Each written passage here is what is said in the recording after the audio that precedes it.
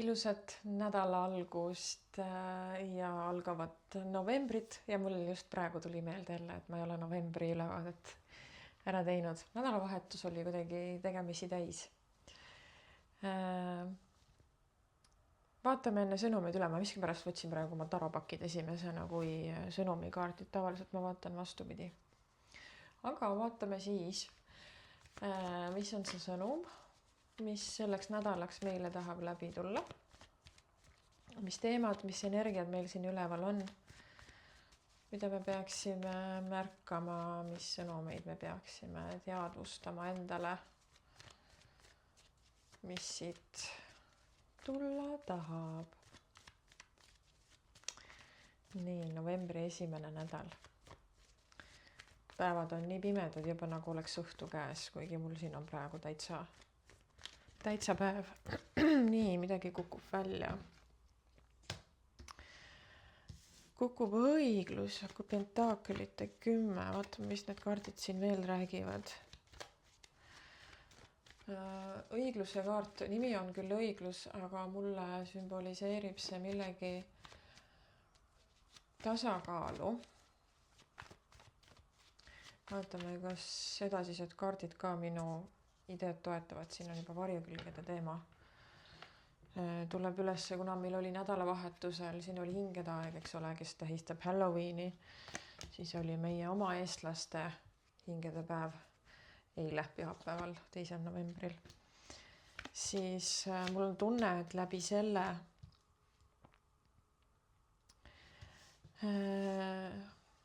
selle sai mingisugune karmaline tsükkel lõpu ja ma mõtlen siin esivanemate liini just. Midagi lõikas täiesti läbi. Mõõkade 10 tuleb siia. Ja surmakaart. Midagi lõikas täiesti läbi, sest kui me räägime karmadest ja kui me räägime mingisugustest probleemidest, kui me räägime isegi hirmudest, siis vahest on nii, et kõik need, mis ma ette lugesin, ei ole meie endi omad. Need tulevad lihtsalt kaasa meie esivanematelt. See on siis nagu ülekanne, ütlen mina selle kohta, et kas siis on sinu vanaema, vanaisa või veel kaugemate esivanemate ülekanne. Ja mulle tundub, et selle nädalavahetusega sai midagi ära lahustada, sest see uduloor nii-öelda 2 maailma vahel oli hästi õhukene ja meil on võimalus siis nagu kuidagi paremini ja otsesemalt suhelda oma esivanematega ja kui sa olid sellises tähelepanelikus või vastuvõtlikus energias, ma jagasin soovitusi ka, et tegelikult mitte ainult ei mõjuta meie esivanemad meid, vaid meie tänane käitumine mõjutab ka seda, kuidas meie esivanemad minevikus elavad. Et ka nemad saavad vabastust läbi selle, kui meie valime aina rohkem oma südame häält, oma vabadust ja iseennast, eks ole, sest nende ajastul ei olnud eriti sellist võimalust. Ja läbi meie siis ka nemad elavad. Ja läbi sellise märkamise ja teadvustamise siin ongi nüüd tekkinud see õiglus, mida ta siin mulle näitab, tasakaalustamine, karma tasakaalustamine, asjade tasakaalu minemine, paika minemine, et seda esivanemate ülekannet ja esivanemate karmat kukkus meist vähemaks, sest me muutume aina teadlikumaks iseendast, iseenda programmidest ja sellest, kuidas me igapäevaselt oma rutiinis opereerime, milliste selliste alateadlike programmide pealt. Ja siin sai täiesti ära lõpetada mingisugune tsükkel, mis absoluutselt sind ei teeninud, mis oli isegi natukene nagu enese sabotaaž, enese petmine, enesele valetamine. iseenda eest varjamine, mingisugused teemad, millele sa otsa üldse ei tahtnud vaadata. Aga tundub, et see teema siin läheb palju puhtamalt edasi. Ja tekib palju sellisem vabam energia siia. Vaata, mis need pakialused kaardid räägivad ka. See mingisugustest varjukülgedest oled kinni hoidnud ja see nädal toob praegu selle energia, et see saab integreeruda, see energia saab veel toimetada, et ära hoia oma varjukülgedest kinni enam. Me hoiame oma varjukülgedest kinni, kartes, et äkki keegi näeb meie mingisugust negatiivset külge, meie mingisugust nõrka kohta ja siis me kardame sealt tulevat hinnangut. Aga tegelikult esiteks, kui sealt tulebki hinnang, siis see hinnang ei defineeri meid, see hinnang on selle inimese isiklike vaadete, isiklike ideoloogiate, isiklike kogemuste väljendus, mis ei peegelda absoluutselt sind ega ka mitte reaalsust. See on lihtsalt tema väljendus.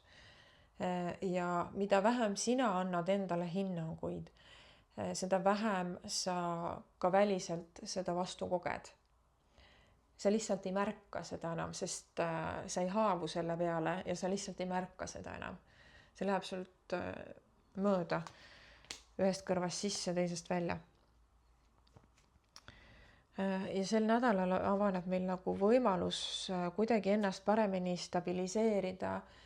Pentaaklite kuningas ja sauade 4 näitavad mulle seda, et selline see mineviku selle karma lahti ühendamisest, mis ei olnudki üldse sinu oma, ma näen siin, et tuleb see teemaks, nagu ma ütlesin, eks ole, ülekanne.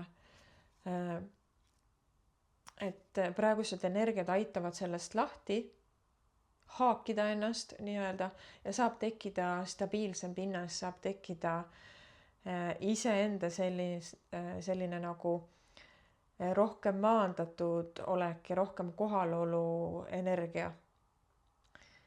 Ei ole enam selline kadunud ja selline mentaalse tasandi kaardid, mis siin on mõõkade 3 ja mõõkade 8, mis sümboliseerivadki sellist oma mentaalis lõksus olemist. Ja need energiad nagu vabanevad ja tekib vabastus, tekib mingisugune vabastus, et sa saad palju stabiilsema enesetunnetuse, ütleme niimoodi. Sest midagi on praegu nagu veits lonkama läinud. Nende energiate segunemise tõttu. Sul on vaja nüüd iseenda energiat integreerida, märgata ja teadvustada, et see, mis sinuga toimub, on sinu enda oma. Kõik need karmad ja hirmud ja mis iganes.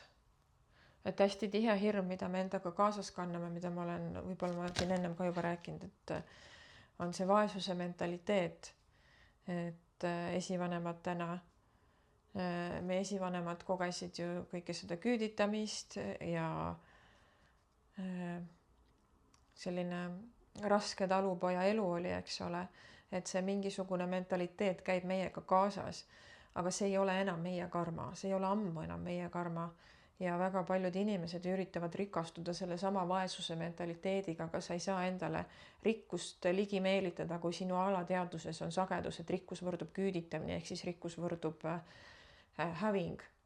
Need sagedused omavahel ei samastu mitte kuidagi, samamoodi sa ei saa armastust endale ligi meelitada, kui sinu alateadvuses on see kood, et armastus lõpeb ka siis mingit viisi hävinguga ja see ei pruugigi üldse sinu reaalsus olla, seda võisid kogeda sinu esivanemad, kes mingil põhjusel kas jäid oma kaaslasest ilma või need suhted ei toiminud või kuidagi kogesid üldse väga vägivaldset suhet. Et see kandub meile edasi paraku. Ja tuleb osata teha vahet. Kas need hirmud, mis sinus on üldse sinu omad, kui sa üldse jõuad nii sügavale oma hirmude teadvustamiseni, et sa märkad neid endas nii, aga ma võtan sõnumikaardid ka välja. Vaatame, mis need sõnumikaardid meile algavaks nädalaks räägivad. Kas nad räägivad ka veel meie esivanemate teemal?